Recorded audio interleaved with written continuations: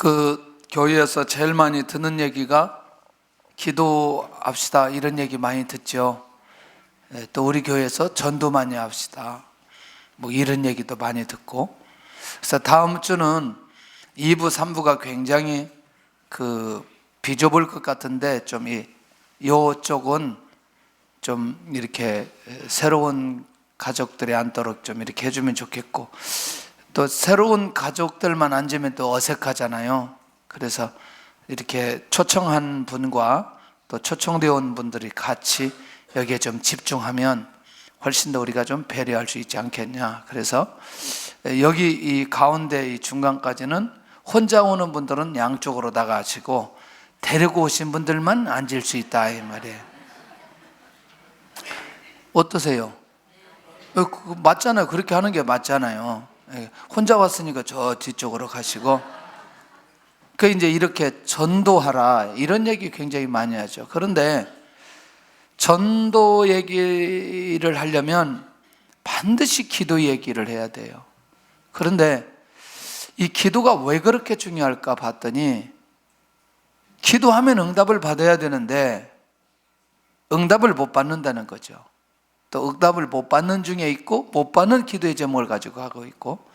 그래서 오늘은 우리 모든 성도들이 다 응답을 받으면 좋겠다, 그런 마음이 간절하고, 그래서 이번 한 주 동안 응답을 받는 기도가 어떤 기도이고 어떤 사람이 응답을 받는지 여호수아를 통해서 계속해서 나누는데, 특별히 오늘 본문에는 이 기도에 관한 내용을요 하나도 아니고 4개의 세트를 보여줍니다, 우리한테.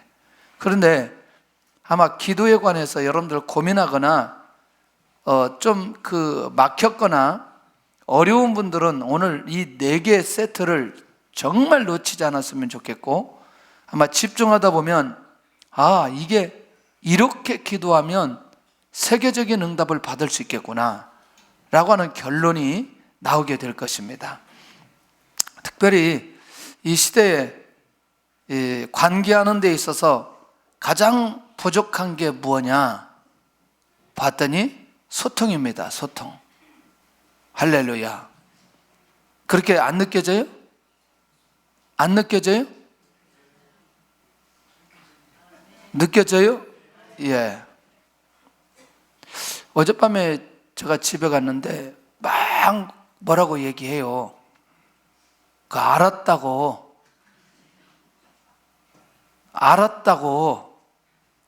근데 그렇게 알았다고 하지 말고 좀 확실하게 알았다고 자기가 인지하도록 알았다고 얘기를 하래요. 내가 알았다고 얘기하는데 근데 또 여자들은 알았다고 얘기하면 계속 더 한단 말이죠. 알았다고 얘기하면 그만해야 되는데 계속 할렐루야 이때 기회다 해가지고 막 또 얘기하는, 일방적인 거죠. 서로 우리가 이제 소통을 하려고 사람을 만나요. 만나면 이 목사들에게 제일 무서운 게 뭐냐면, 대화를 하자고 성도는 하는데 설교하고 있어요.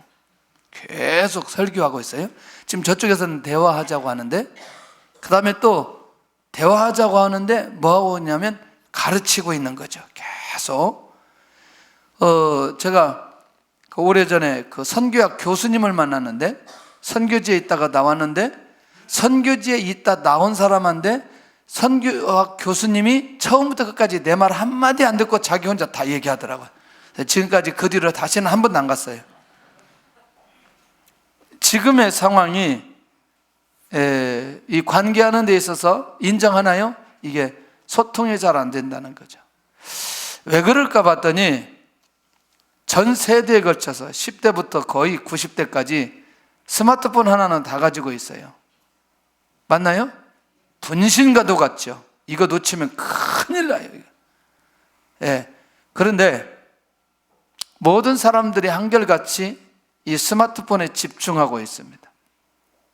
우리가 목사님들 모임하는데 지금 앞에서 지금 나눔 막 하고 있는데 2사람 3사람은 핸드폰 보고 있어요.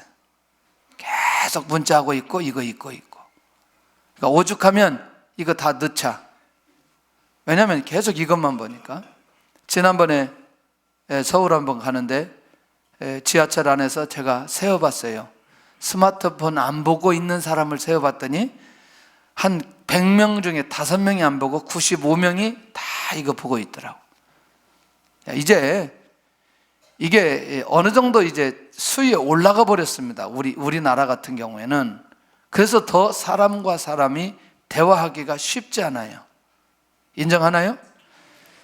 저는 가장 행복한 사람이 누구일까? 이렇게 생각해 보는데, 가장 행복한 사람은 하나님과 소통하는 사람이다.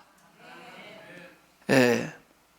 이 사람은 아마 어떤 순간과 상황 속에서도 하나님의 인도 받을 뿐만 아니라 하나님의 은혜가 어디에 있는지, 하나님의 응답이 어디에 있는지, 하나님의 음성이 어디에 있는지, 하나님의 역사가 어디에 있는지 알 수 있는 사람으로 인도받아 갈 수 있다.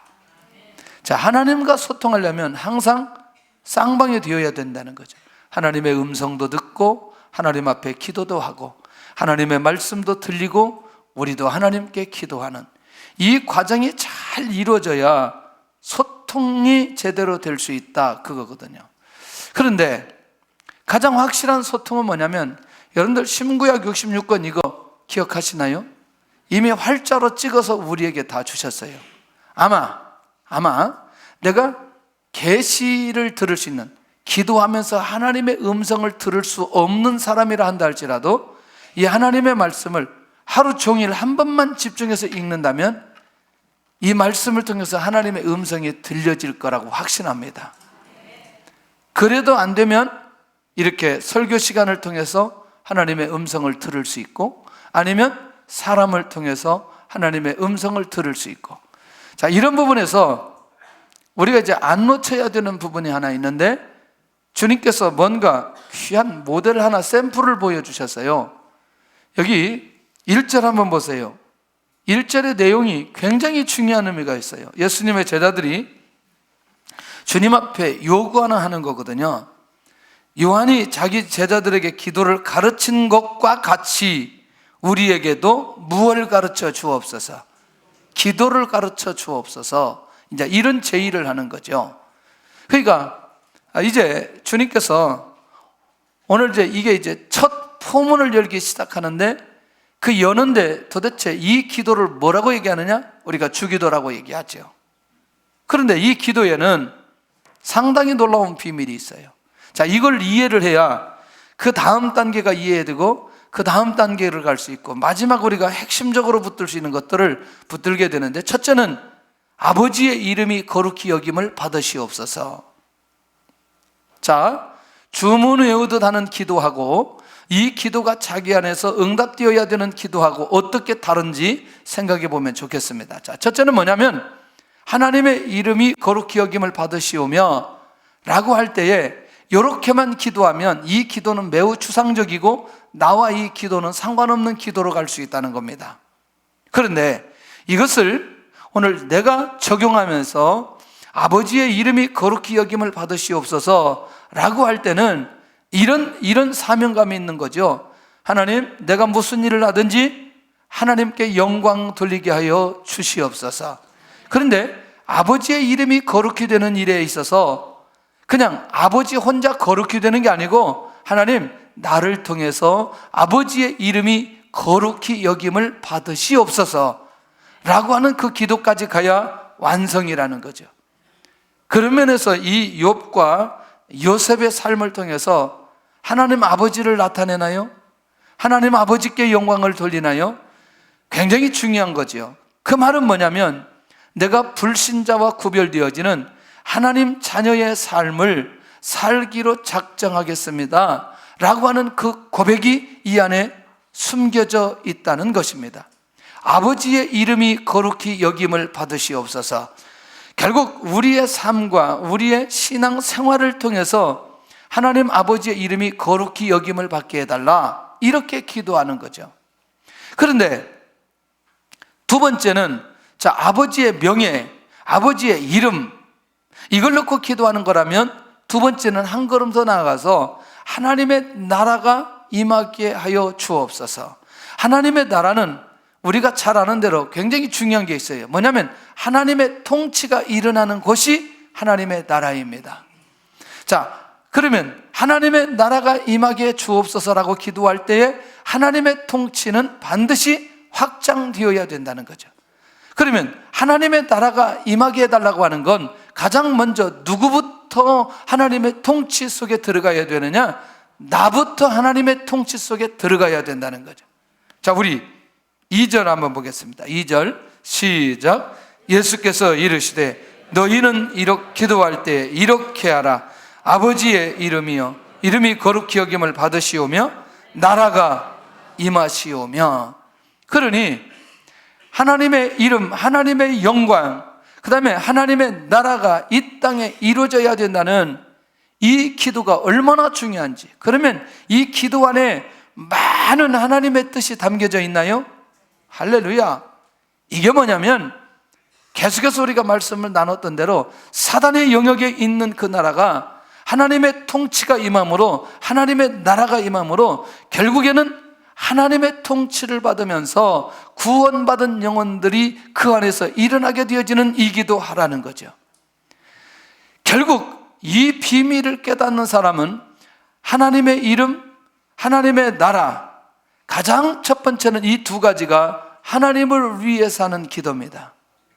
그런데 하나님을 위해서 하는 그 기도인데 반드시 누구를 통해서 이루어져야 되느냐? 나를 통해서 이루어져야 된다는 거죠. 자, 이게 하나님 앞에 고백되어진 기도가 나를 통해서 이루어져야 된다는 데까지 가는 순간부터 드디어 이 기도는 열리기 시작하고 이 기도는 내 삶 속에 능력으로 나타나기 시작한다는 겁니다. 근데요, 나눠진다면 하나님을 위한 기도와 나를 위한 기도인데 하나님을 위한 기도는 두 개지만 나를 위한 기도는 세 개입니다. 그 중에 하나가 뭐냐면 날마다 일용할 양식을 주옵소서. 여러분들 어떻게 생각하세요?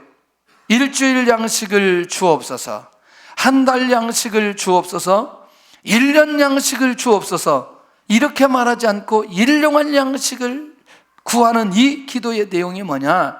상당히 의미가 있죠. 그러면 아까의 그 내용이 영적인 부분이라면 일용할 양식은 영적인 내용이 아니라고 볼 수 있나요? 예. 자, 그러면 영적인 것만 놓고만 기도하지 않도록 하는데 이게 뭐냐면 일용할 양식은 매일 공급해주는 하나님의 은혜로 살아야 되는데 중요한 핵심이 있다는 거죠. 매일매일 하나님을 만나는 사람은 언제든지 하나님만 바라보게 되어 있다. 매일매일 이 응답이 필요한 사람은 매일매일 하나님 앞에 기도할 수 있고 하나님 중심적 삶을 살아갈 수 있다는 것입니다. 할렐루야. 결국 왜 그러느냐? 사람이 부유해지면 자기도 모르게 교만과 안주해지면서 결국 하나님에게 집중하지 않게 되어지는 상황 속에 들어간다는 거죠. 여러 번 얘기했습니다. 복음이 확장되어지는 그 나라를 살펴보니까 대부분 경제적 빈곤이 있는 이런 나라들이 훨씬 더 예수님 믿고 구원받는데 익숙해져 있어요. 그리고 많은 사람들이 돌아오게 되어집니다. 그런데 일단 이 경제적 부가 갖춰지면 이상하게도 사람들이 그 마음속에 하나님을 찾고자 하는 마음이 더디 나타나게 되는 것을 보게 됩니다. 이 부분에 대해서 확실하게 응답받은 사람이 있죠. 선지자가 누구 있어요? 아침 저녁으로 공급받은 사람 엘리야 있잖아요. 그러니까 엘리야는 이런 거 하잖아요. 아침에도 하나님을 만나고 저녁에도 하나님을 만나고 매일 하나님을 경험하게 됩니다. 두 번째는 우리에게 죄 지은 자를 용서하오니 우리 죄도 사하여 주옵소서. 전제가 뭐예요? 전제가 내가 용서받는 게 우선이에요? 아니면 내가 용서하는 게 우선이에요? 할렐루야. 이건 굉장히 중요하죠. 여러분들, 그러면 내가 우리에게 죄를 지은 사람을 용서하지 못하면 내 죄는 어떻게 되느냐는 거죠. 그러니까 우리가 영적인 삶을 살아가는 데 있어서 우리 개인적으로 일용할 양식 문제만큼 중요한 게 뭐냐면 우리에게 죄를 지은 사람을 용서할 수 있는 마음을 가지고 살아가는 거라는. 그러니까 반드시 우리의 삶 속에 이 죄 용서가 필요하다는 것을 가르쳐주고 있다는 거죠. 왜? 이 죄는 하나님과 사람을 분리시켜서 하나님 앞에 기도응답 받을 수 없는 사람으로 자꾸 떨어뜨리기 때문에 결국 우리에게 죄를 지은 사람을 용서할 수 있는 그 마음을 하나님 나에게 허락하여 주시옵소서. 자, 이렇게 얘기할게요. 상처라고 하는 건, 상처가 남았다라고 하는 건 지금 내가 누구를 용서했다, 용서하지 못했다, 용서하지 못했다 그 말이에요. 상처로 남았다라고 하는 것은 금의 비리 그 안에 있다는 거죠. 그런데 내가 상처가 없다는 건 뭐예요? 예, 용서할 사람이 없다는 거예요. 여러분들, 우리 안에 지금 내가 용서하지 못할 사람이 내 안에 있다. 빨리 이것부터 해결해야 이 기도의 비밀이 우리 안에서 열려지고 우리도 하나님 앞에 용서받을 수 있다. 할렐루야.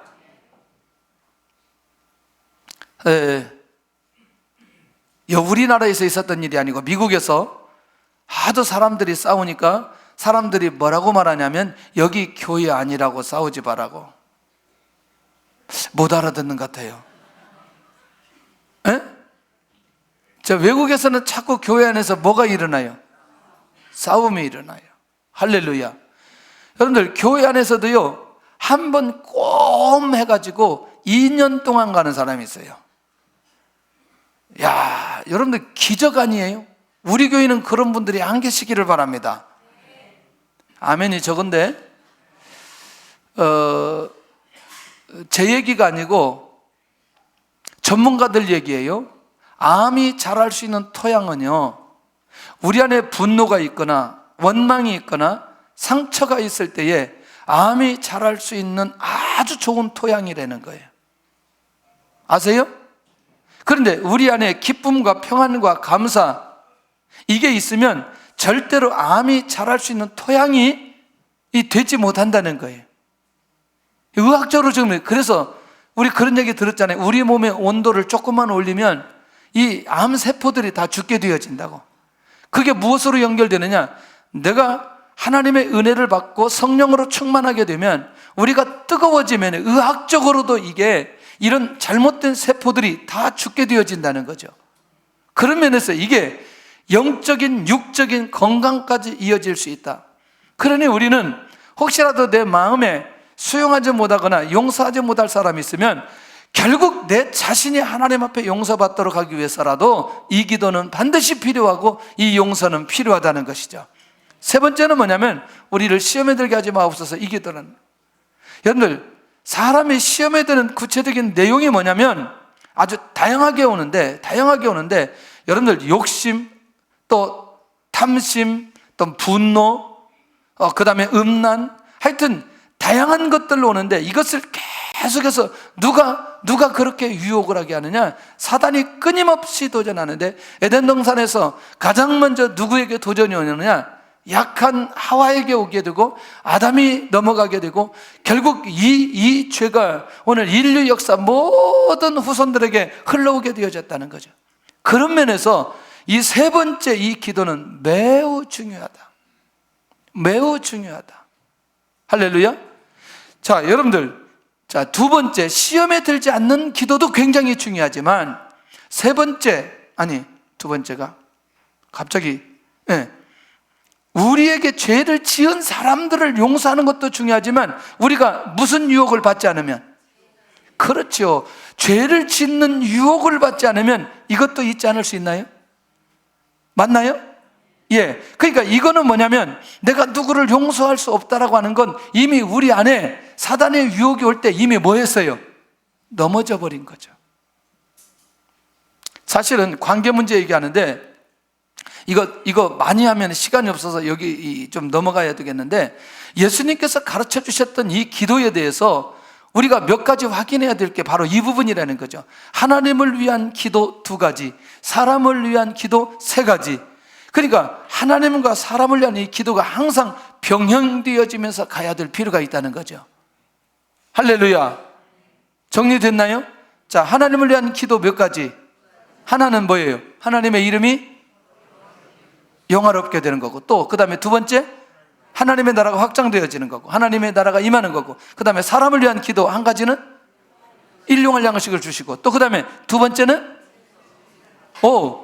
죄 지은 자를, 우리에게 죄인 자를 용서하고 우리도 용서하여 주옵소서. 세 번째 뭐냐면 시험에 들지 않게 하기. 이 5가지 중에 2가지, 3가지를 정리해 보면 예수님께서 가르쳐 주신 기도가 정확하게 정리되나요? 그러니까 기도할 때는 반드시 하나님과 사람 같이 병행하면서 기도해야 된다는 원리를 우리에게 가르쳐 주다는 거죠.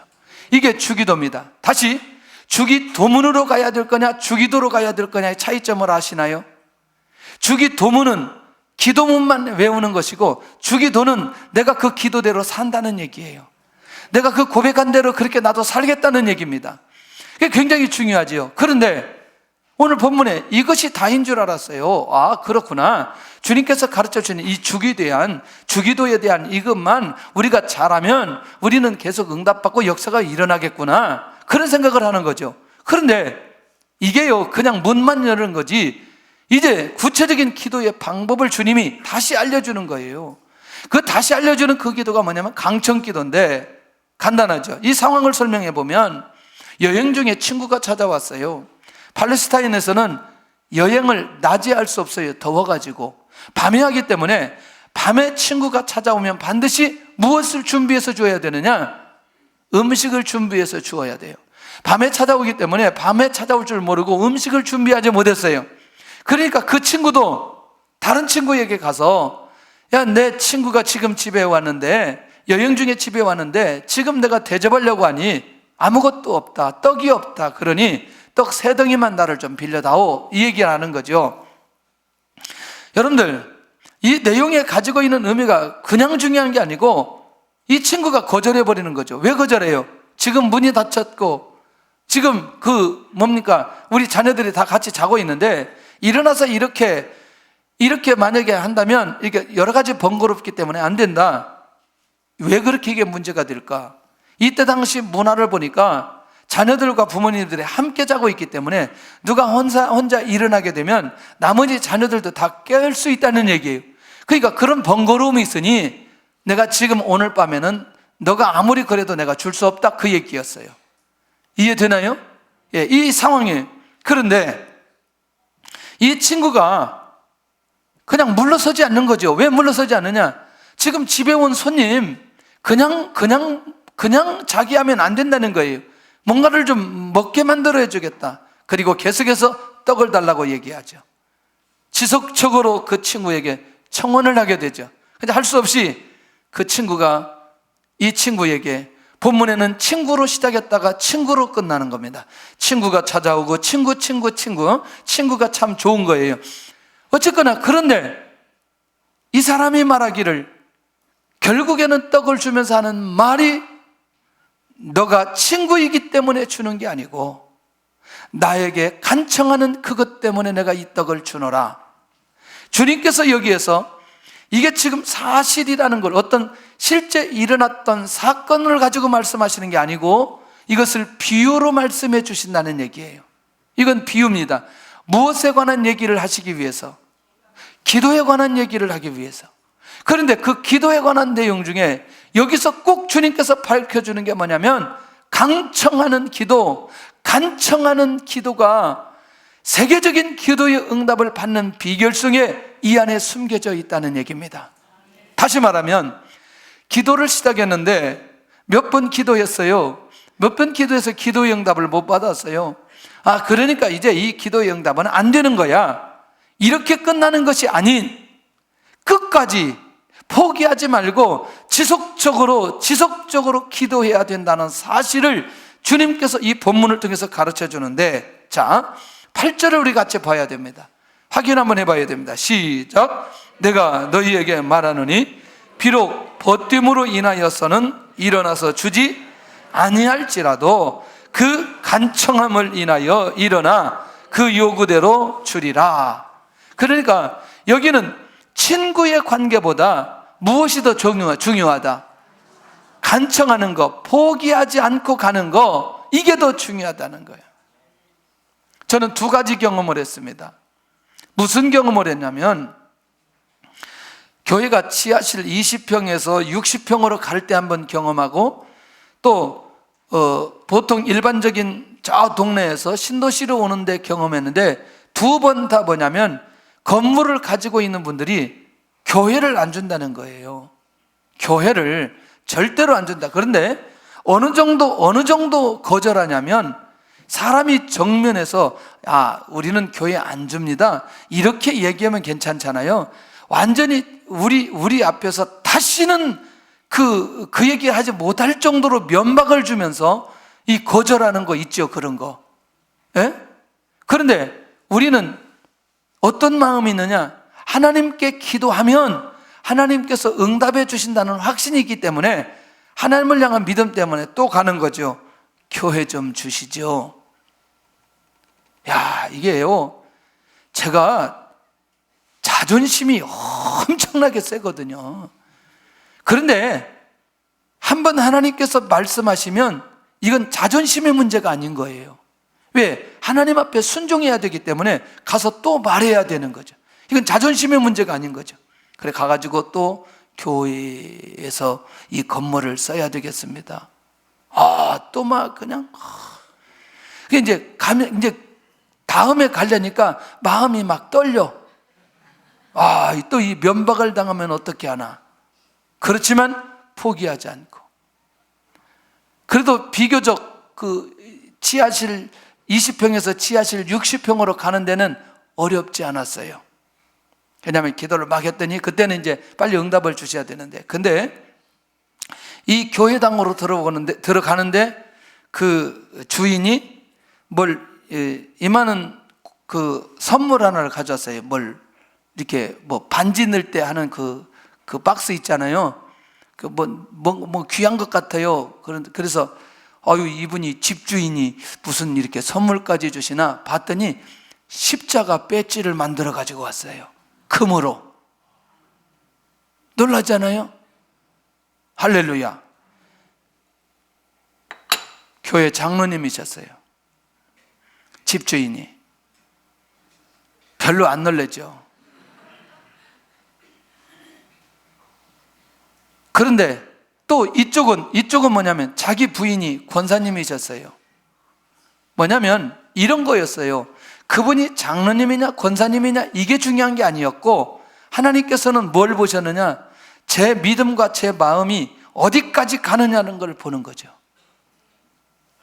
이 말 이해되시나요? 어디까지 가느냐. 그래서 저는 진짜 기도하고 하나님의 인도 받아가는 사람들은 사람을 만나면서 무엇을 풀어갈 때 절대 포기하지 말라는 거죠. 할렐루야. 하나님 앞에 기도하는 것도 이렇게 포기하지 않고 하나님 앞에 집중하면서 끝까지 응답될 때까지 가도록 하는 것이라면, 우리가 이 땅에서도 하나님께 기도하는 것 말고 사람과 사람을 만나는 데 있어서도 그 안에도 굉장히 비밀이 있다는 거죠. 근데 기도의 원리 속에 우리 주님께서 가르쳐 주신 그 기도 안에는, 그 세계적인 기도의 응답을 받으려면 이 간청하는 기도, 강청하는 기도, 포기하지 않고 하는 그 기도가 매우 중요하다는 거죠. 이유가 있어요. 왜 우리 주님이 이 기도를 말씀하시느냐? 바리새인들처럼 기도해서는 안 된다는 거예요. 바리새인들은요, 다른 사람들과 함께 기도하지 않아요. 왜?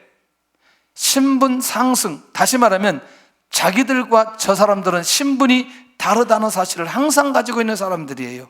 그래서 이들은 기도를 어떻게 하느냐? 중얼거리는 기도를 합니다. 중얼중얼 무슨 말인지 알 수가 없어. 네. 그렇다면 그 기도는 어떤 기도냐? 기도의 내용보다는 기도의 행위가 중요한 거예요.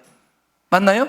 그러니까 외식과 위선에 치우친 기도를 이 바리새인들이 하기 때문에 예수님의 제자들은 이 기도하기를 원치 않았다는 거예요. 이해되시나요 이제? 그러면 주님께서 강청하는 기도를 가르쳐 주신 결정적 이유는 응답될 때까지 포기하지 않도록 하는 기도입니다. 두 번째는 간절한 기도는 반드시 무엇으로 이어진다? 응답으로 이어진다. 근데 이제 중요한 건 내용이잖아요. 진짜 무엇을 놓고 어떻게 기도해야 되는지 이게 굉장히 중요하잖아요. 그리고 내용이 없는 위선적인 기도를 주님이 원하시지 않는다는 거예요. 기도하면 분명한 기도의 제목을 가지고 하나님 앞에 기도하며 나아가야 될 필요가 있다는 얘기예요. 할렐루야. 제가 알고 있는 목사님이 결혼할 때 기도의 제목을 50가지를 노트에 적어놓고 기도했어요. 부인 키부터 시작해서 결혼식 때 입을 옷까지 해서 50가지 만들어내려고 해도 못 만들어내겠는데, 이분은 얼마나 세밀한지 책을 만들어 쓰는 분이기 때문에 세밀해요. 나중에 와가지고 결혼하고 나서 50가지 기도의 제목이 다 응답이 되었대요. 자, 자기가 기도의 제목을 적었기 때문에 응답을 자신 있게 말할 수 있잖아요. 자, 일단 우리가 큰 기도, 진짜 응답받는 기도는 조금 이따 얘기하더라도 오늘 우리가 기도를 해야 되는데 기도할 줄 모른다고 얘기하는 분들이 많아요. 그랬을 때 내가 지금 생각하고 내가 지금 바라고 있는 것들을 이 노트에다가 쭉 적어놓고 내가 기도할 때 그걸 하나씩 놓고 읽으면서 기도할 때 구체적이고 정확한 기도할 수 있습니다. 지금은 기도할 때 불 다 꺼버리면 노트에다 적으면 볼 수가 없어요.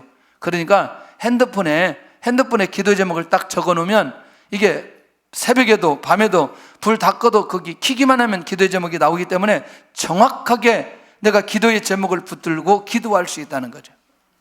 예, 제가 처음에 중국에 가가지고 자전거를 탔습니다. 자전거를 조금 타다가 한국에서 왔던 어떤 집사님이 5,000원을 줘가지고, 중국 돈 5,000원을 줘가지고 5,000원짜리 오토바이를 샀어요. 그래서 오토바이를 타고 다녔어요. 근데 오토바이는 그 한인타운 안에 타고 다니는 건 괜찮은데 대학가를 가려면 한참 가야 되는데 이게 출발할 때는 비가 안 왔는데 출발하고 나서 비 오면은 꼼짝없이 맞고 가야 돼요. 여러분들 혹시 초가을, 초겨울에 그 비 맞으면서 오토바이 한번 타보셨어요? 네? 그리고 또 용감하기 때문에 저는 이것도 안 쓰고 그냥 가는 거죠. 왜냐하면 이 머리 날리는 게 참 재밌거든요. 탁 타고. 이게 세게 달리지는 못하지만 그 타고 가는 게 굉장히 재밌어요. 그런데 이게 비는 계속 오죠. 안경으로 막 때리죠. 앞은 잘 안 보이죠. 이게 겨울이 되어지면서 이게 굉장히 쉽지 않아요. 그게 한 5년 정도 됐을 때인데 제가 성경을 읽다가 저는 이제 기도 제목을 중국에 있을 때 여백에 성경에다 써놨어요. 아무래도 차가 하나 있으면 좋겠다. 하나님 차량 하나를 주세요. 그러면 대부분 차를 한 대 주세요 이렇게 쓰지 차 구체적으로 이름을 안 쓴단 말이죠. 근데 거기다 괄호하고 XG 주시옵소서 이렇게 써놨어요. 근데 이제 차를 어떻게 이제 사게 될 상황이 벌어졌어요. 그런데 막 이 사람 저 사람이 차를 추천하는 거예요. 별로 마음에 안 든다. 그 한참 있으니까 그 정비를 하는 어느 분이 계시는데 자기가 한국에서 중고차 3년인가 지났는데 XG를 가져왔는데 이걸 지금까지 팔지 못하고 있다는 거죠. 할렐루야. 이거 응답이라고 생각하고 딱 사고 나고 나중에 그 성경에 가서 그 내용을 봤더니 거기에 정확하게 기록되어 있는 거예요. 여러분들 우리도 모르게 우리가 했던 기도는요 이상하게도 적어놓지 않으면 다 잊어버리고 하나님의 은혜와 감사하는 마음들이 우리 안에 있지 않게 되어집니다. 여러분들 정말 하나님 앞에서 한 기도의 제목을 붙들면 오늘 그 기도의 제목이 위선적으로 가지 않는 비결이 하나 있는데 반드시 기록해 놓으면 그 기도의 제목이 응답되어졌을 때에 하나님께서 살아계셔서 역사해 주셨다는 고백할 수 있습니다. 할렐루야. 예수님의 제자들만큼은 그렇게 하기를 원하지 않는다는 거죠. 나는 어떤 기도의 중심으로 기도하고 있는가? 자, 이제 요거하고요. 세 번째, 세트 중에 세 번째가 이제 또 우리가 이미 잘 알았던 내용인데 이걸 확인하고 가야 됩니다. 자, 구하는 이마다 받을 것이요. 뭐죠? 하나님께 대한 간구를 말씀하시고 찾는 이가 찾을 것이요. 기도한 것을 위해서 적극적인 행동으로 옮겨야 된다. 여러분들 이 말은 뭐냐면 기도는 반드시 기도에 대한 행위가 있어야 된다는 거죠. 맞나요? 구하는 것, 찾는 것, 자, 그 다음에 두드리는 것 전부 다 이거 뭐죠? 행동이죠. 행동. 기도하는 행동이 필요하다는 거예요. 그리고 기도하는 데 있어서 절박성과 진실성이 있어야 된다는 거죠. 그러니까 결국 뭐냐면 이 세 가지는 어떤 형태로 가든지 기도 응답을 받는 사람들은 반드시 뭐 한다? 기도의 자리에 있다는 거죠. 구하고 두드리고 찾는 그 현장에 있게 되어진다. 그러면 이제 정리가 되나요? 주님께서 주기도에 관한 비밀을 얘기하시고 강청하는 기도에 대한 얘기를 하시고 기도는 반드시 행위가 있는데 그 행위는 어디까지 응답될 때까지 지속하면서 기도하라. 이 원리를 이미 주님께서 말씀해 주셨어요. 이걸로 끝나는 줄 알았어요. 주님이 말씀하시는 게 이건 줄 알았어요. 그런데 주님이 진짜 말씀하시고자 하는 내용이 지금 이거예요. 자, 우리 이거 보고 가겠습니다.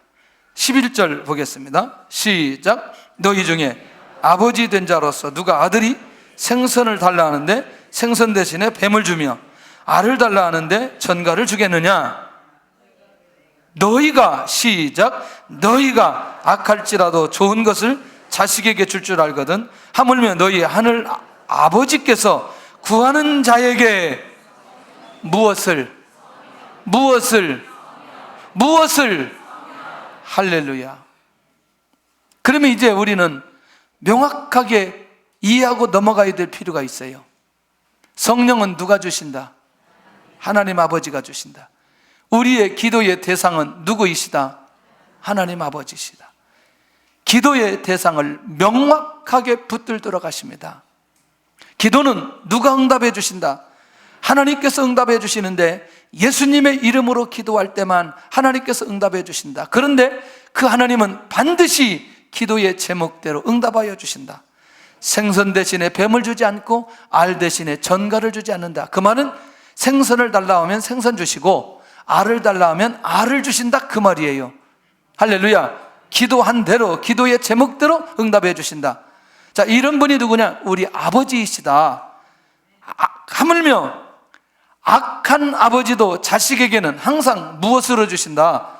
좋은 것으로 주신다. 그 말은 뭐냐면 반드시 기도하면 하나님 아버지가 좋은 아버지이시기 때문에 좋은 것으로 우리에게 주신다. 자, 이렇게 얘기하고 있습니다. 자, 주기도에 관한 얘기했습니다. 강청기도 얘기했습니다. 기도의 행위에 관한 얘기했습니다. 그리고 기도의 대상 명확하게 얘기했습니다. 세트 아니에요, 세트예요. 자, 세트인데 여기까지만 가고 대부분 사람들이 기도 열심히 하시기를 바랍니다, 이거 하고 끝나버린다는 거죠. 우리 기도 열심히 해야 됩니다. 무엇을 기도해야 되고 어떤 응답을 받아야 될지가 굉장히 중요한데 여기까지는 다 하는데, 기도까지는 하는데 중요한 것은 무엇을 놓고 기도해야 되느냐, 세계적인 기도의 제목이 도대체 무엇이어야 되느냐. 성령을 구하도록 기도합니다. 주님이 말씀하십니다. 성령을 구하라, 성령을 구하라. 왜 성령을 구하시도록 하나? 왜 주님은 이렇게 그 많은 기도의 제목이 있는데 왜 성령을 구하시도록 하느냐? 중요하지 않아요? 첫째는 구약시대에 성령을 보내신다는 약속을 하셨어요. 그러니 항상 하나님의 약속은 반드시 무엇으로 이루어지느냐? 성취로 이루어집니다. 아멘. 에스겔 36장 26절 27절. 자, 잘 보셔야 돼. 시작. 또 새 영을 너희 속에 두고 새 마음을 너희에게 주되 너희 육신에서 굳은 마음을 제거하고 부드러운 마음을 줄 것이며 또 내 영을 너희 속에 두어 너희로 내 율례를 행하게 하리니 너희가 내 규례를 지켜 행할지라. 자, 누구에게 주신 말씀이에요? 에스겔에게 주신 말씀이에요. 근데 새 영이 뭐예요? 성령입니다. 그러면 성령을 주시겠다는 약속이 거란 말이죠. 사도행전 1장을 가야 됩니다. 이건 성경을 찾아봐야 됩니다. 자, 성경을 모두 다 사도행전 1장을 가셔서 확인해 볼 필요가 있습니다. 1장 4절입니다. 1장 4절 시작. 사도와 함께 모이사 그들에게 분부하여 이르시되 예루살렘을 떠나지 말고 내게서 들은 바 아버지께서 약속하신 것을 기다리라. 무엇이다? 무엇을 기다리라? 아니, 무엇을? 그렇습니다. 약속하신 거. 약속하신 거. 선지자들을 통해서 약속하신 거. 그 성취될 때가 가까이 왔다는 거예요. 자, 다시 5절 시작. 요한은 물로 세례를 베풀었으나 너희는 몇 날이 못되어 성령으로 세례를 받으리라 하셨느니라. 여러분들, 누가복음 11장 13절에 무엇을 넣고 너희 하늘 아버지께서 구하는 자에게 무엇을 주시지 않겠느냐? 성령을 주시지 않겠느냐? 공생의 3년 동안 기도에 관한 가르침을 주님이 딱 떠나시기 직전에 예수님의 제자들에게 반드시 이제 얼마 있지 않으면 누가 올 텐데, 성령이 올 텐데, 그 성령이 임재하기 위해서, 충만하기 위해서 제자들이 뭐 해야 된다? 기도해야 된다. 그런데 기도를 어떻게 해야 된다? 강청하는 기도해야 된다.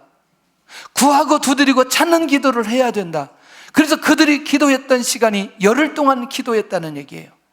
다시 조금 더 보고 좀 정리할게요. 요예를 통해서 약속해 주신 거 기억하나요? 시작. 그 후에 내가 내 영을 만민에게 부어주리니 너희 자녀들이 장래일을 말할 것이며 너희 늙은이는 꿈을 꾸며 너희 젊은이는 이상을 볼 것이며 그때 내가 또 내 영을 남종과 여종에게 부어줄 것이며. 자, 사도행전 2장 가서 보시기를 바랍니다. 사도행전 2장 17절 보세요. 사도행전 2장 17절 시작. 하나님이 말씀하시기를 말세에 내가 내 영을 모든 육체에 부어주리니 너희의 자녀들은 예언할 것이요 너희의 젊은이들은 환상을 보고 너희의 늙은이들은 꿈을 꾸리라. 그때에 내가 내 영을 내 남종과 여종들에게 부어주리니 그들이 예언할 것이요. 그러면 사도행전 2장은 성령이 오기 전이에요? 오고 난 후에요? 오고 난 후에요. 하나님의 약속이 이루어졌어요? 이루어지지 않았어요? 이루어졌습니다. 그런데 1장 가서 보겠습니다. 1장 14절입니다. 시작. 여자들과 예수의 어머니 마리아와 예수의 아우들과 더불어 마음을 같이하여 오로지 기도에 힘쓰더라. 할렐루야. 그러면 이제 저를 보시기를 바랍니다. 누가복음 11장 13절은 이미 사도행전 1장 14절을 위해서 미리 주님께서 양육하셨나요? 맞나요? 예. 그리고 그들은 정말 강청하는 기도했나요? 구하고 두드리고 찾는 기도했나요? 그리고 성령을 선물로 주셨나요? 예. 그러니까 결국 이미 주님께서는 사도행전 1장을 보셨고 사도행전 2장을 보셨다는 거예요. 그러니 지금 이 시대에 예수님의 제자들이나 오늘 우리가 왜 성령을 놓고 기도해야 되는지에 대해서 아주 구체적으로 주님께서 가르쳐 주셨는데, 그 중에 하나가 구약의 약속을 이루기 위해서 성령을 놓고 기도하라. 그리고 그렇게 약속한 그대로 성령을 이 땅에 보내어 주셨습니다. 세계적인 기도는 세계적인 응답이 오게 되고 세계적인 기도의 제목을 붙든 자들만이 받을 수밖에 없다는 것이죠. 왜 성령을 구하도록 하시나? 주님께서 떠나시고 나면 이제 성령께서 직접 사역을 진행하시기 때문에 성령을 구하도록 했다는 것이죠. 한번 해볼까요? 시작. 그러나 내가 너희에게 실상을 말하노니 내가 떠나가는 것이 너희에게 유익이라. 내가 떠나가지 아니하면 보혜사가 너희에게로 오시지 아니할 것이요 가면 내가 그를 너희에게로 보내리니. 성령님께서 오셔야 드디어 우리 주님께서 계획하셨던 그 사역이 시작된다는 거죠. 맞나요? 예. 그러니까 예수님 믿고 성령의 내주는 있지만 충만이 되지 않으면 우리가 움직이기가 굉장히 쉽지 않다는 거죠. 조금 더 가볼게요. 보세요. 결국 이 성령의 사역이 일어나면 개인이나 교회나 가정이나 이런저런 폭발적인 하나님의 은혜가 임하게 되는데, 이것을 보시면 이제 더 구체적으로 이해할 수 있다는 거죠. 성령은 어떤 일을 하시나? 첫째는 성령께서는 죄인을 회개시킵니다. 할렐루야. 죄인을 회개시켜요. 굉장히 중요하죠. 결국 오늘 성령께서 역사해 주셔야 우리 자신들이 뭐 할 수 있다? 회개할 수 있다. 아무리 여러분들 회개하라고 누가 윽박질러도 내 마음에 감동이 되지 않으면 회개할 수 없지만, 누가 아무 말을 하지 않아도, 성령이 역사하면 뭐냐? 회개할 수 있는 거죠. 어떤 분이 제 주변에 있는 사람들이 그분을 놓고 기도했어요. 그분을 놓고 열심히 기도했는데 이분이 회개하지 않고 마음의 문을 꽉 닫는 거죠. 어느 날 갑자기 출근하려고 버스를 탔는데 갑자기 이 삶이 너무나 무의미한 거예요. 무의미하면서 이게 갑자기 자기 인생을 돌아보기 시작하는데 이 버스에서 눈물이 나기 시작하는 거예요. 회사 출근하고 가야 되는데 종점까지 가는데 눈물이 하염없이 흘러오는 거예요. 회사 갔다 와가지고 자기 아내가 다니는 교회에 나가기 시작하는 거예요. 교회 가서 앉아있는데 하염없이 눈물만. 여러분들 남자의 눈물 아세요? 이 남자의 눈물은요 감동 가지고 되지 않아요. 네. TV 봐가지고 되는 문제가 아니에요. 이게 맞아요? 남자의 눈물은 성령이 역사해야 눈물이 나오게 된다니까. 그러니까 남자가 눈물이 나왔다 그건 끝난 거예요. 할렐루야. 그러니까 이것도 누가 역사해야 돼요? 성령이 역사해야 된다. 성령이 역사해야 돼. 그 생수의 강 두 번째 날, 프로그램 얘기하면 안 되는데 두 번째 날 새벽에 갑자기 묵상하는데 이렇게 이제 갑자기 아무 소리 않고 가만히 있으라는 거죠. 가만히 있으라고 그러는데 갑자기 눈물이 나오는데요. 이 두 번째 날 새벽에 하염없이 눈물이 나오더라고요. 그게 왜 나오는지 모르겠어요. 왜 그렇게 눈물이 나나? 하염없이 눈물이 나. 야, 정말 저 그때 생각해 보면 정말 너무너무 감사해요. 여러분들 혹시 눈물이 메마른 분들 생수의 강 꼭 가시기를 바랍니다. 성령께서 강력하게 역사해 주세요. 여러분들 성령께서는 죄인을 회개시켜요. 마음을 열게 만들고 눈물이 나오게 만드는데 이건 자기의 힘으로 되지 않는다는 거예요. 두 번째, 성령께서는 거듭나게 만들어 주십니다. 볼까요? 예수께서 대답하시되 진실로 진실로 내게 이르노니 사람이 물과 성령으로 나지 아니하면 하나님 나라에 들어갈 수 없다. 이 말은 거듭났다는 얘기예요. 할렐루야. 예수님 믿는 순간부터 내가 거듭났기 때문에 여러분들 또 이렇게 기도할 때 혹시라도 거듭나게 주옵소서 이런 기도는 안 해도 돼요. 이 거듭남이라는 것은 내가 구원받았다는 얘기이기 때문에 또 구원받을 수 없잖아요. 한번 구원받았는데. 그러니까 거듭난다는 건 예수님 믿지 않은 사람이 예수님 믿을 때 그렇게 할 수 있는 건데 여러분들 이것도 역시 성령의 역사로만 가능하다는 거죠. 아무리 말해도 아무리 복음을 증거해도 그 사람의 마음의 문이 닫히면요 절대로 복음 받을 수 없어요. 그러니까 그 사람이 거듭나는 건 반드시 무엇으로만 가능하다? 성령으로만 가능하다. 자, 결국 세 번째는 뭐냐면 이 성령의 역사가 일어나야 예수 그리스도를 증거할 수 있어요. 예, 아무리 다음 주에 여러분들 새 생명 축제니까 영혼 데리고 오세요 아무리 말해도 나는 데리고 올 사람이 없습니다. 이렇게 생각하는 사람이 2명 있어요. 근데 성령의 붙들림을 받으면 어떻게 돼요?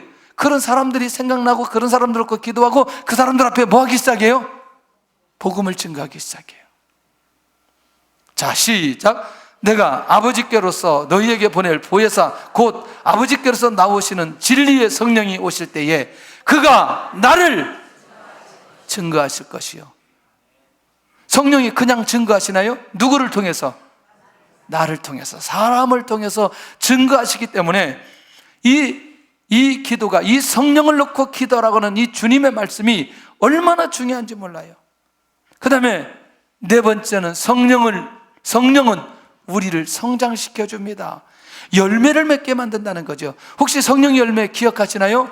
사랑이라 화평, 오래 참음, 자비, 양성, 충성, 온유, 절제. 이것은 반드시 성령을 통해서 열매 맺을 수 있다. 다시 정리하면 여러분들 우리가 율법을 완전히 이룰 수 있나요? 없나요? 없습니다. 그러나 성령의 열매는 우리의 힘으로 맺을 수 있나요? 없나요? 없어요. 누가? 성령께서 역사해 주셔야만이 이 열매를 맺을 수 있기 때문에 반드시 성령을 주시지 않겠느냐, 성령을 구하라고 말씀하고 있다는 것입니다. 그러면 이 모든 세트가 한꺼번에 풀어진다는 거예요. 여기까지 가야 주님께서 말씀해 주신 주기도부터 시작해서 오늘 여기 이 성령을 구하는 부분까지 갈 수 있어야 진짜 우리가 기도 전체를 다 이해했다, 이렇게 말할 수 있다는 거죠. 할렐루야. 성령을 어떻게 받을 수 있느냐는 거예요. 그렇다면 이 성령을 어떻게 받을 수 있느냐? 회개하면 성령 받을 수 있습니다. 혹시 기도의 문이 열리지 않거나 성령의 역사가 일어나지 않거나 답답하면 반드시 그 안에 회개해야 되는 내용이 있습니다.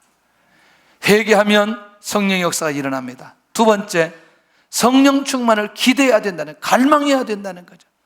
정말 성령 충만한 사모함이 내 안에 있고 그렇게 기대하게 될 때에 성령 충만함을 받을 수 있다는 겁니다.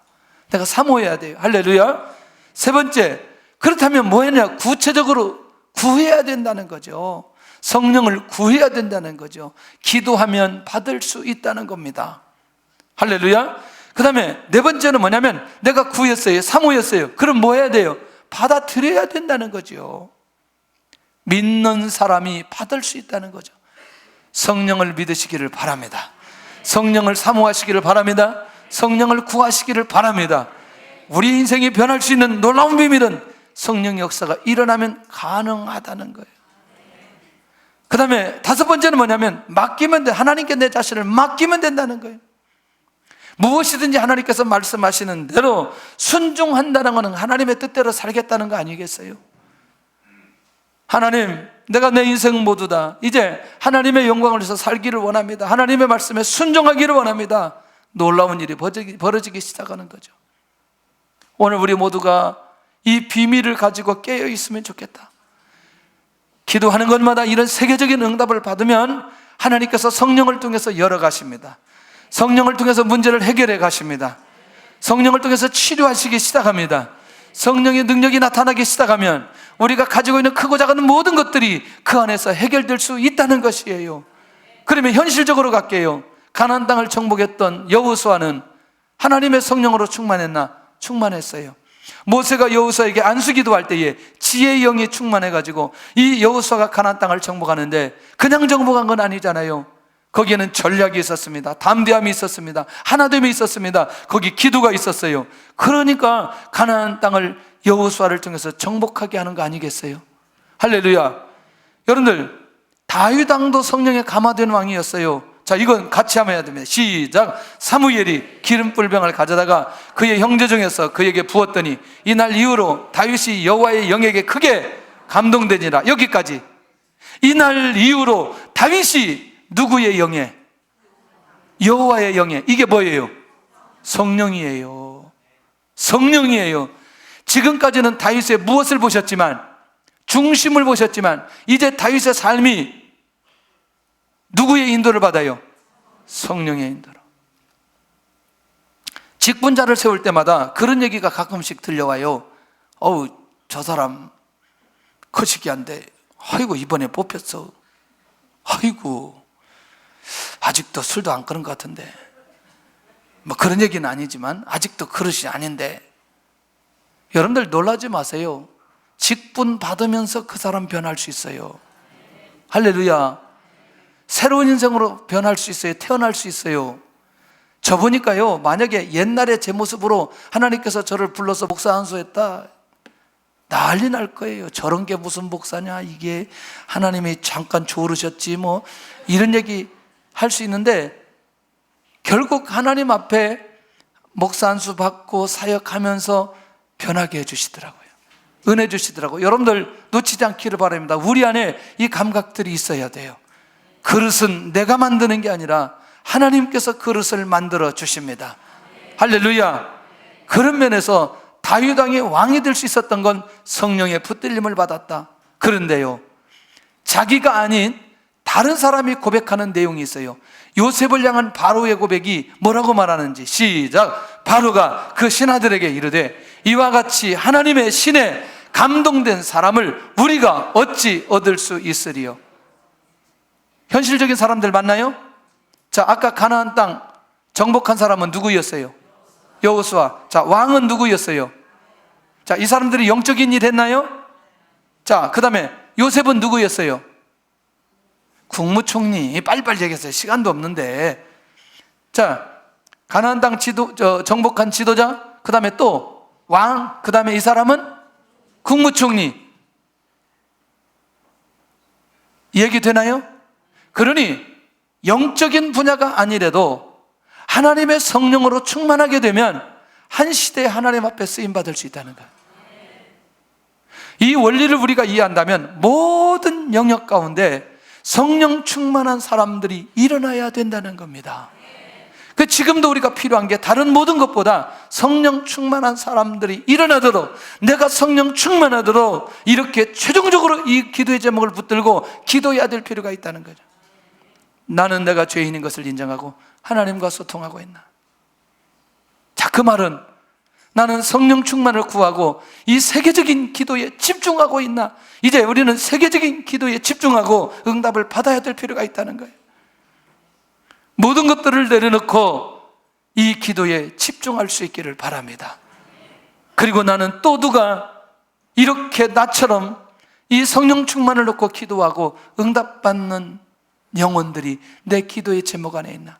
한 주 동안 여러분들 성령 충만토록 기도하고 정말 다음 주에 함께 하면서 이곳이 정말 천국에서 잔치가 벌어지는 그런 느낌으로 우리가 예배를 드리면 좋겠다, 그런 생각이 들고, 한 사람씩 꼭 모시고 오시되 다음 주에는 자리가 없을 거예요. 자리가 일찍 오셔야 돼요. 일찍. 그래서 정말 이런 축제 시간을 가지면 좋겠다, 그런 마음이 있습니다. 오늘 찬양하면서 하나님 앞에 예물 드는 시간을 갖겠습니다.